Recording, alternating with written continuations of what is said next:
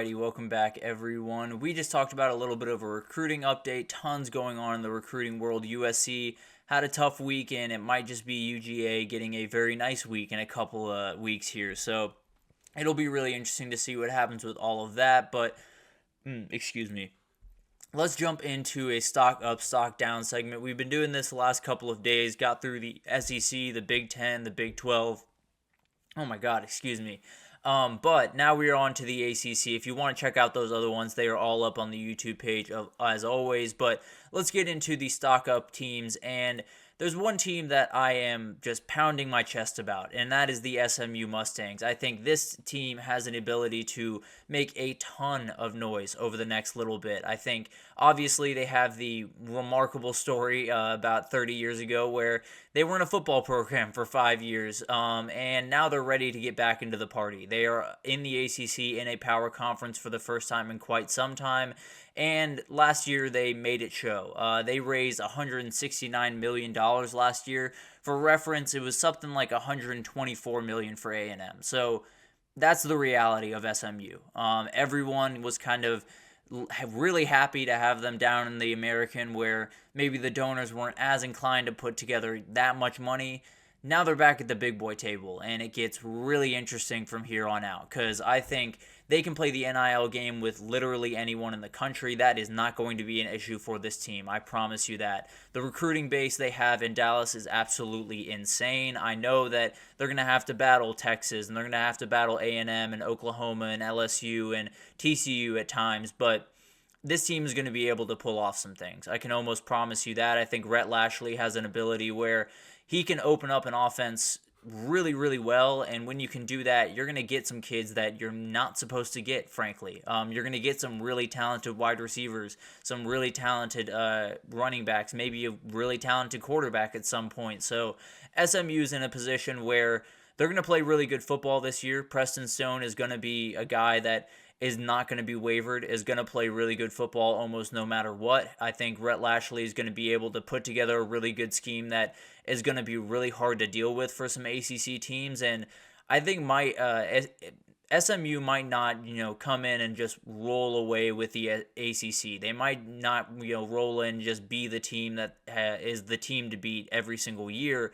I feel very confident that they're going to be a player. I feel very confident that at some point they might just be sitting at the top of the mountaintop in the ACC.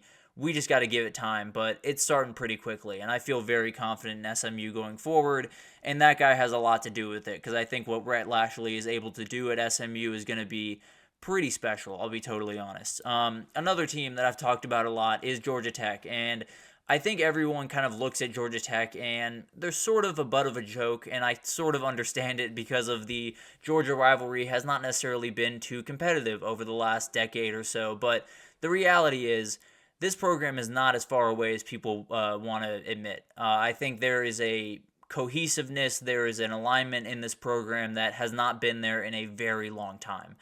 Brent Key came in, and he is as confident and as clear of a vision as you see across the country. He knows exactly how he wants to go about things, and he's doing it really, really well thus far.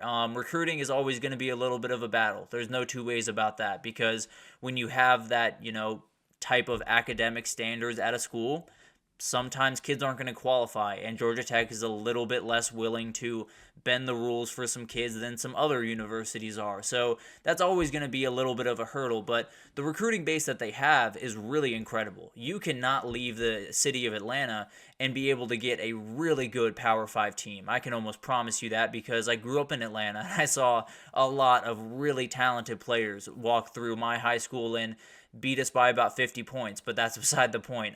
There's going to be just a ton that Georgia Tech can do, not even leaving their own backyard, which is absolutely huge for them.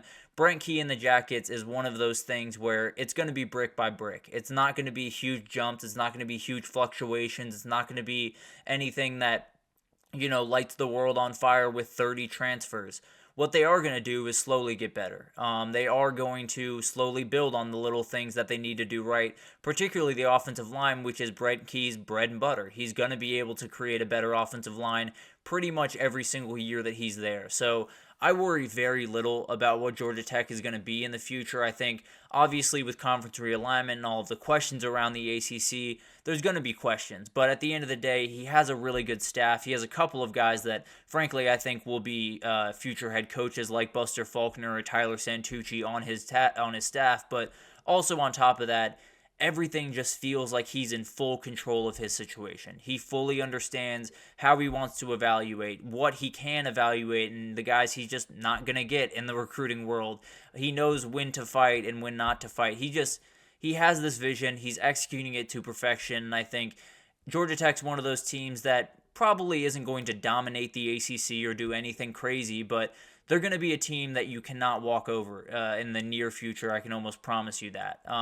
But now let's get to the stock down teams, and I am going to make a couple of enemies here. But UNC I just don't love. This one hurts me a ton, I'll be totally honest with you, and it's because of the guy that is the head man here. I love Mack Brown. He is one of my favorite people in college sports. He's one of my favorite people in college football, and he's been just incredible over the last 30 years. He's one of those guys that you hear about the stories about him off the field, and it's more incredible than what he did on the field, and he's a Hall of Fame coach on the field. So it's just incredible what he was able to do throughout his career, but I think his time at the top is done. I think this UNC team feels like a team that has kind of stood still the last couple of years, not necessarily gotten a ton better talent-wise or gotten a ton better on the coaching staff, while teams like North Carolina State and Virginia Tech and Louisville and Miami all did that. And I think they've kind of lost a little bit of pace in the ACC, and I do think that it's going to be one of those worlds where they're going to be able to compete. They're going to be able to win 7, 8, maybe even games in a year, but that's the reality. I don't think there's a path really, at least in the next couple of years. Obviously, a lot of things can change over the next little bit with maybe a conference change, maybe a coaching change when Mack Brown officially hangs him up, because they're not firing Mack Brown. I can almost promise you that, and they probably shouldn't, because he's a really good head coach, but at the end of the day, there comes a time when, you're just not going to be at the top of the game anymore. And I think that's probably what we've come to with Mack Brown. And I think UNC is going to be who they are for the next little bit. I think they're going to be an 8 or 7 win team. They're not going to beat the teams that are better than them on paper. They're probably going to beat the teams that they're better than on paper. So they're going to, do what they do. They're going to be very middle of the road. They're going to play some good games. They're going to play some bad games. But at the end of the day, I don't see this going in the right direction until some pretty big changes are made at UNC, if I'm being totally honest. As much as I hate to say that, because this guy is really one of my favorite people in college football, but I think if UNC is really going to compete in the ACC or whatever conference they go to next, I think it's likely with another head coach other than Mack Brown. But we'll see what happens there. It'll be really interesting. And then the other one, it's the Clemson Tigers. This one's a little bit easier, frankly, because they're right near the top. Actually, they are at the top because they are the betting favorites for this upcoming season. And frankly, over the last 5 years, it used to be just them at the top, right? Remember back in 2018, 2019, it was Clemson and then everyone else. And that was the way the ACC worked. And there was a while there where it felt like that was just going to be the way that it worked for quite some time, but Florida State and Miami started coming up, and they have been joined by them at the very top of this conference, and the biggest thing here is Dabo is not changing. The portal is not the way that he's going to go about things. If he was going to make that flip, he would have already. NIL is not going to be a big part of his conversation. If it was, he would have done it already. And I, frankly, very much respect him for standing on that principle, for doing the thing that he feels is right by these kids and not necessarily playing the game that everyone else is playing. But that doesn't change that I don't agree with it. And it doesn't change that I don't think it'll come back to bite him. So I think it's just one of those things where you have a coach that has done so many incredible things and is a Hall of Fame coach and, is the best coach in Clemson history and has done just incredible things down there. But if you're not willing to adapt to the times, they're going to get you at some point. I feel very confident in that. And also, the problem with this for Clemson is they might just be finding their way into a new conference at some point here pretty soon. And if they do that, and if it's the SEC and the Big Ten, and you're not using the portal, you're dead. I'll be totally honest with you. There's almost no chance that you can keep up with the talent level that everyone else has if you're not dipping your toe into the portal from time to time. And I just don't see Dabo doing that. I think if he was going to do it, he would have done it a bit ago. So it'll be really interesting. Clemson still has a really good energy. They still have a really strong culture. They're still remarkably talented.